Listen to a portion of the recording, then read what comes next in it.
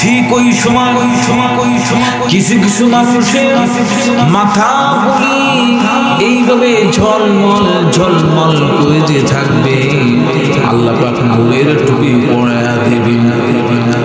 সমস্ত লোকেরা তাকিয়ে তাকিয়ে দেখতে থাকবে আর বলতে থাকবে, ঘটনা তো কিছুই বুঝলাম না, ও তো আমাদের বাড়ির পাশে ছিল, আর দিন আনতো, দিন খাওয়া দাওয়া করতো এইভাবে।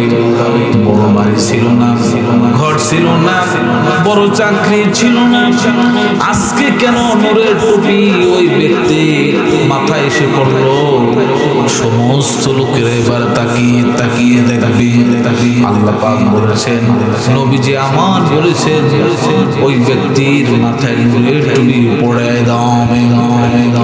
যে ব্যক্তির ছেলে মেয়েগুলি এই দুনিয়ার মধ্যে আলেম হয়েছিল, যখনই নামাজ পড়েছিল আর নামাজের পরে পড়ছিল রব্বির হামহুমা কামা রাব্বায়ানি সগীরা।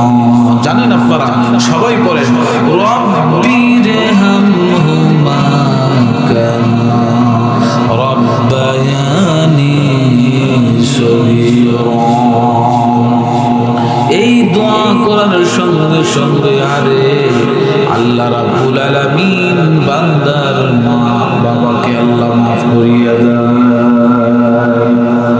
আমার ভাইরা একটা